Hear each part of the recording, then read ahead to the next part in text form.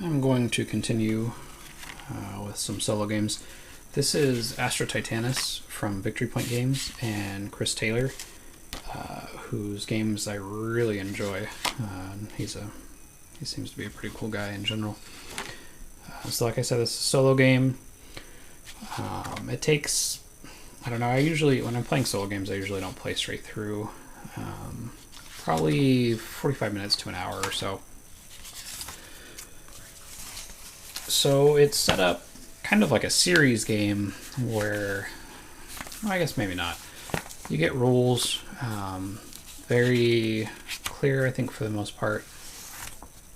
And then you get scenarios that are kind of structured easiest to hardest to kind of ease you into the game system. You get some maps for the different Titans. This nice Starfield, I really like this map. It's hexagons, but they're not really. They're, I don't know, whatever 12 is. I don't know how many vertices that is. But yeah, it basically functions more or less like a hex map. Typical VPG chits. Once you get them cleaned up, they're fine. They kind of come with some hangers on. The circular chits are kind of, you really have to cut them out of the sprues. Interesting two sizes. And then they're small cards. All very functional, all very clear. Really no complaints about the components. It's Victory Point Games. They're not as bad as people kind of give them flack for.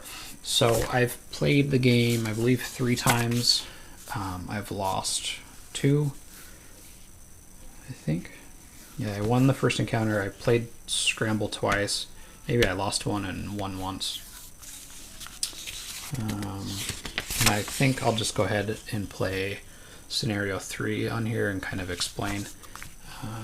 So the premise of the game is similar to Ogre in that there is one hulking AI controlled ship against a bunch of smaller ships trying to attack it.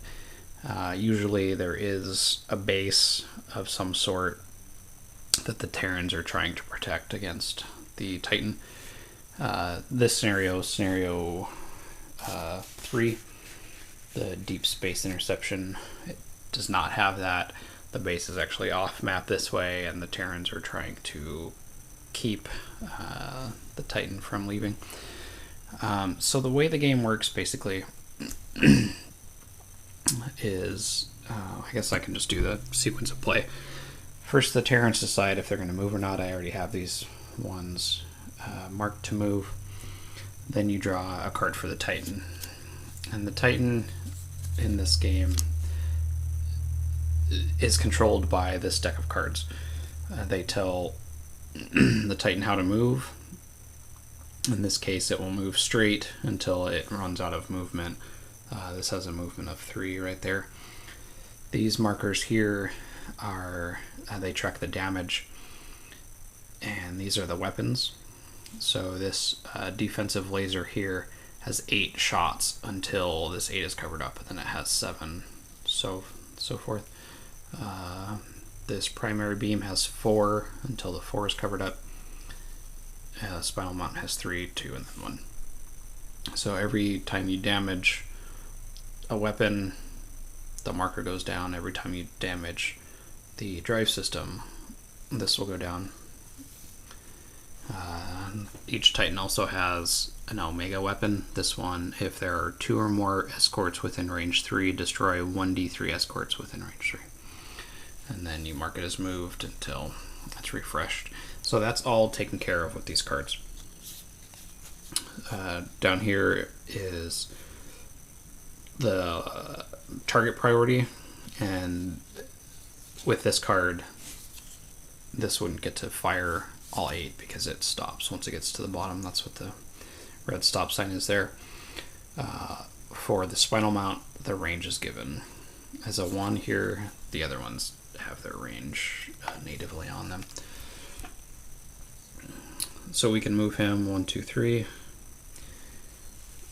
We'll leave this out. If there were Terrans around, they would attack. And then the Titan gets to attack. There's nothing around to attack, so nothing happens. And then the Terrans can move in, which I'll do off camera. So we'll continue with the game, and I'll come back. And the Terrans have jumped in. Pretty, not eventful. They jump. The stacking limit in this game is 0. Only 1 ship per hex. However, they can combine attacks. If a ship isn't within range, it can add +1 to another attack.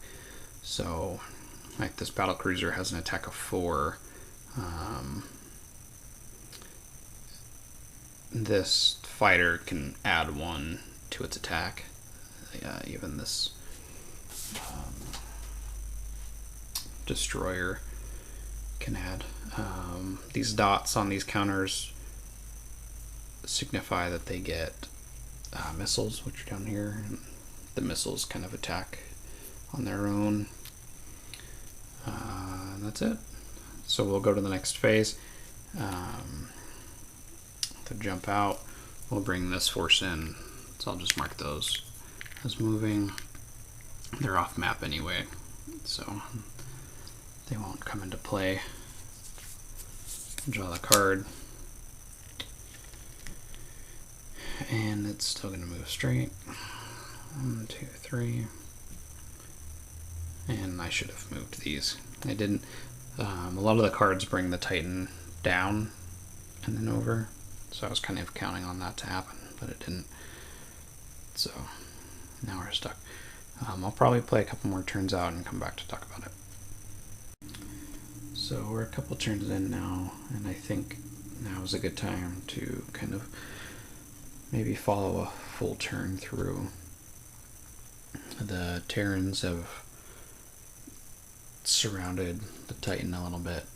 This last round was especially bloody for the Terrans, having quite a few ships damaged, along with their missile caches, which was kind of unfortunate, and some more hit.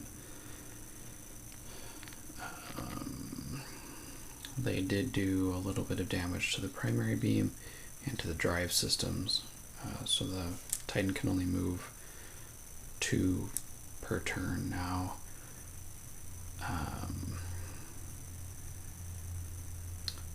In this scenario, the ogre or the Titan heals 1 each turn, so that's already been taken care of.